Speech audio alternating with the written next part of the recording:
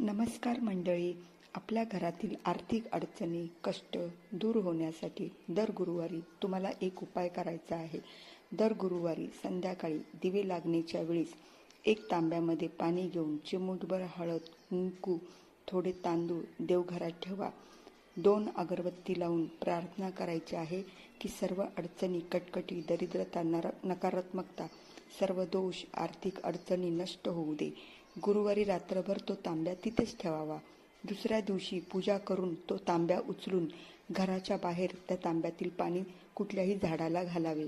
तुळशीत टाकू नये. असं केल्याने तुमच्या ज्या काही समस्या आहेत त्या संपतील. व्हिडिओ आवडला असेल तर लाईक, सबस्क्राईब करायला विसरू नका. जास्तीत जास्त व्हिडिओ शेअर करा.